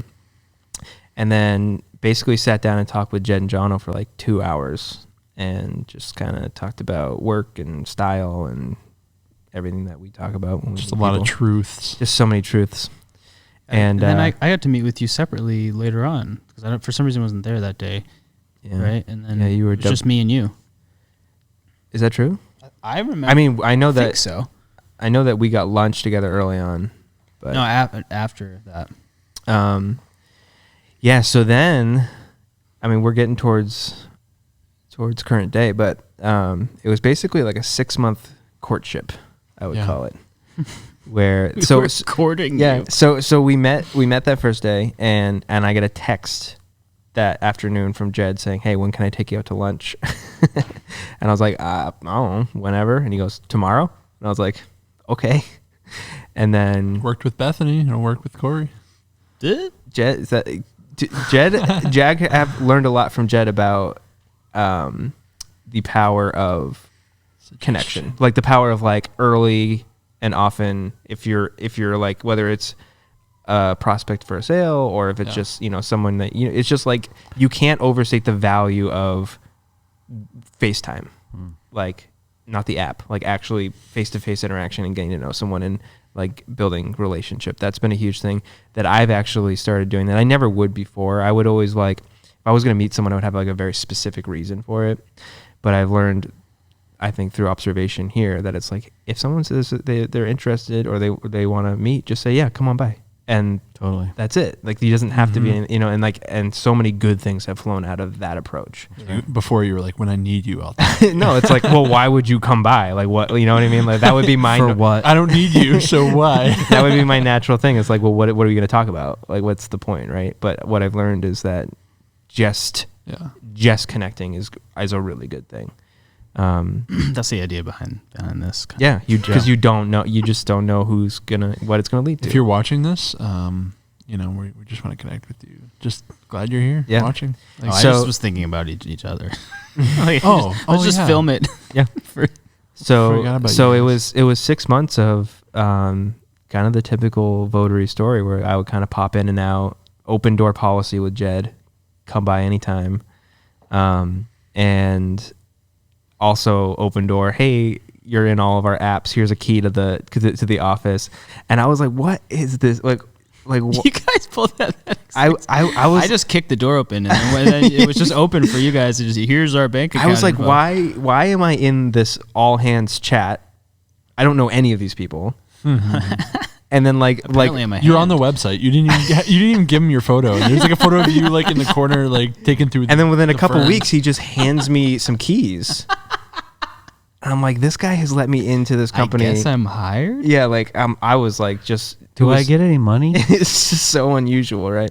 And at the time, I had so many weddings booked all the way through the fall that I was like, honestly, even maybe except for like the occasional odd job, I'm not gonna be able to like work with you for a while. But like I'll kind of pop in and out throughout the summer and just get to know you guys, and like we'll just see what happens, and we'll talk, and we would talk about here and there the idea of working together and stuff like that. And at that time, I wanted to hire you so bad, and Votary was in a drought financially. We were trying to come out of a tough one of the valleys. Yeah, and that email too that I sent, it's crazy because it wasn't as though I was sending emails to other companies. Like, I wasn't looking for anything. No. So I just saw that sign and saw the work, and I was like, I got to reach out to these guys. And was not looking for work at all. Like, was totally content, but did want to connect. So it was definitely like a authentic, organic, crazy thing that happened. So yeah. Glad you're here, buddy. Oh boy. Yeah, and then if I may tell some more of your story, because it'll kind of come up a little more to the present day. Mm-hmm. You and I were similar in our entrepreneurial spirit and worked out. The perfect timing was that we had already started this thing called Traction, which is EOS Traction, and it really helped us see what roles would be fitting for what, because clearly you could jump in sales and did and have done well in sales. Clearly you could jump in as a leader in production and have, but pretty much the perfect fitting role came pretty early on, actually. I remember when we started doing that, and then he was coming, during that courtship time of popping in and out, and then we were trying to figure out who goes in what role. Right. And then I was doing the integrating, which is kind of like the drum beater. You go around and you make sure everything's on track, and Jay can just be freed up to dream and think where the company should go. And I was like, I like this, like it's fun. But like after like 4 meetings with Cody, I was like, oh yeah, he's way better than me at Well, this. that's He's gonna say. be Well, the new integrator. Like I was like, I don't even know. To your credit, you What else to say? were doing a good job at it. Like, I'm not blowing smoke by saying that. You were doing a good job at it, but it was clear that it wasn't the thing that you love the most. Mm-hmm. You know, you're so passionate as a I don't want to say right brain storyteller, creative type, but it is. It's like the creativity in you has to get out continually. And Well, you're also such a good filmmaker that if that's not what you're primarily focusing on, it's kind of a waste. right. What am I doing? But I'll just say this though, that kind of, I think what kind of pushed us in this direction was I was very open, and like to Jed's credit too, like I was able to be very open and honest about my perceptions of Votary and like what I liked and then what I didn't like. And he was not the least bit defensive or closed to that. Like he was very open to like me just being like, look, this is what I see. And he just let me speak into that, which, you know, we had just getting to know each other. So that was huge. And I essentially, as the conversation started to go down the road of like what working together would look like, I was just pretty honest and said, look, if I were to ever actually work for Votary, a lot of things that I'm seeing would have to be different. Like, fire Jono. I was heartbroken. No, like, cause what I loved about it was that, first of all, I was like, how do they do the work as well as they do, given what I'm seeing in terms of like lack of process, lack of organization, like, but to me that we agreed we weren't going to say that, Cody. Well, but in a way though, it wasn't discouraging, it was actually encouraging. Steven, please make One note to edit this broken out. camera with like a couple lenses. The fact hanging that from the fact ceiling. that you guys were delivering on such a high quality where you were at just goes to show the talent and the potential of where it could go. That's how I saw it.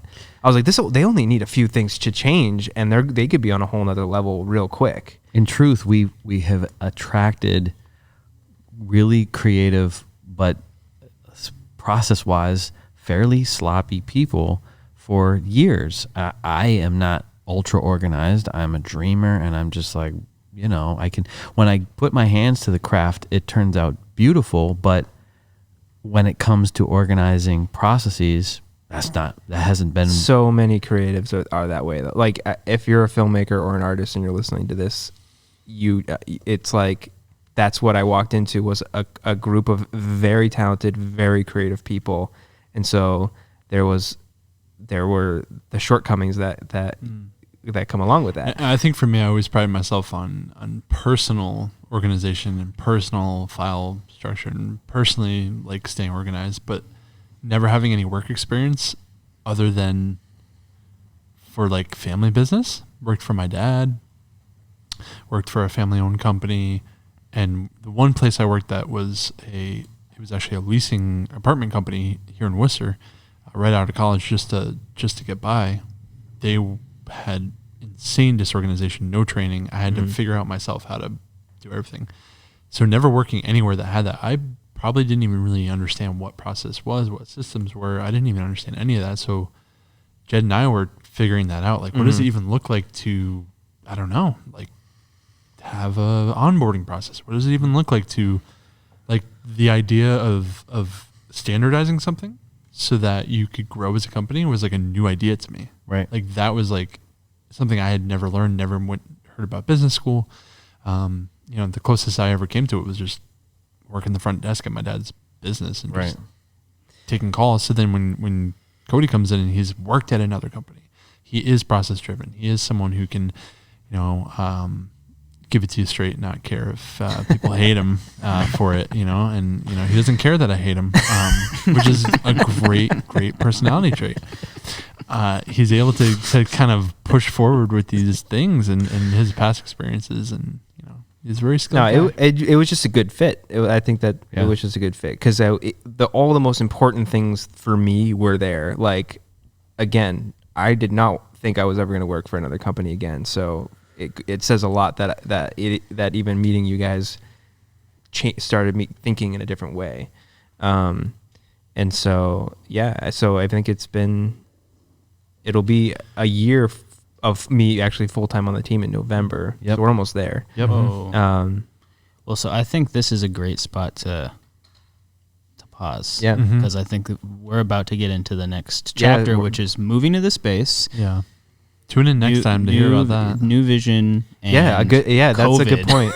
and all Yeah. that stuff, because right now I feel like we did like introductions, and also I want to say that we're gonna not just talk about ourselves. Yeah, for sure. I think this is a great Before like we move on, I definitely want to first chapter, though. We've talked about a little bit, but I wanted to draw attention to something that was the culture that Votary's always had, and I feel like when I came in, it was never defined.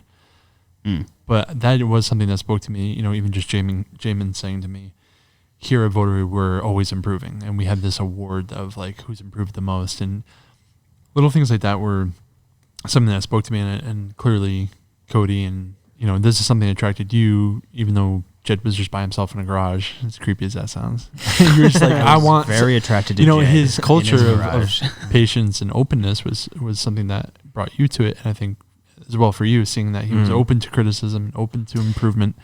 I think it's actually probably hopefully for all of us, transition to like personal things too, because I know myself, it's made me, you know, not having the constraints of you know, yes, we work hard, and yes, we do our best, and yes, we hit deadlines and all this stuff, but not having this culture that is overbearing and not trusting has freed me up to, you know, with having the grace from people who work here, and, you know, for me personally to want to set goals in my life and improve. And it's like when you have a healthy work culture, I guess I'd just say appreciate it, and definitely blessed by it, because it transfers into my personal life of wanting to push myself and be better. And yes, as a filmmaker, but also as a husband and a new dad and all these different things. I think authenticity is a good word, because that's what I saw.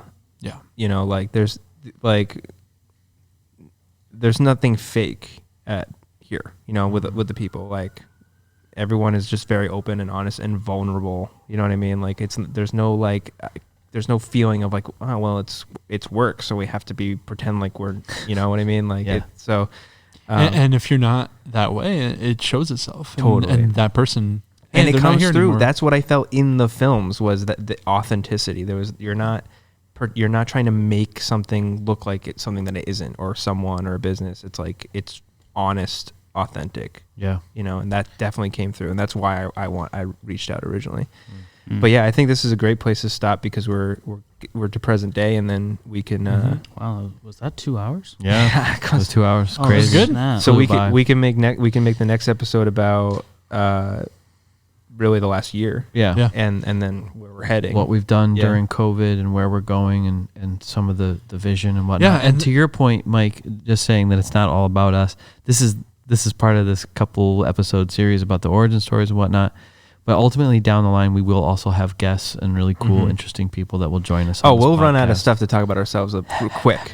There's a lot of really, really, truly amazing people out there that are changing the world, and we can't wait to have you on this podcast. Well, it's not just that. As I was thinking about like opening the door to the processes that we're talking about, and opening the door to like What we've learned, what why we're we learning. what we've learned, why we're doing it that way. And yesterday reinforced that. Like I was on a call for 2 hours that just like zipped by, with just another filmmaker, and he was like kind of just like opening up to being like, you know, we're trying to get retainer work and trying to do all this stuff. And I realized like we don't have it figured out, but it's so easy to feel like we don't have anything to give out that would be valuable for like other people. And that's like what you've learned. yeah, and that's like filmmaker to filmmaker in a business setting. But I'm like, oh, we should be sharing everything we know. Right. Yeah, so You know? not only do we want to have awesome people who have amazing stories on, we also want to just be able to, when we don't have those, you know, we're sharing what we're learning, and we're not Yeah. That's right. holding it into ourselves. And not saying that we have it all figured out, because we definitely don't. But like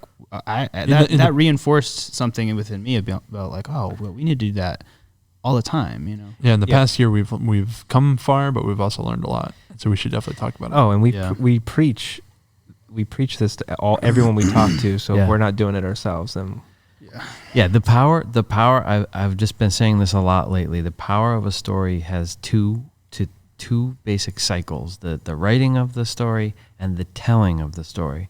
And we're writing story every single day with our lives, but we need to do more of the telling, and that's what this is all about.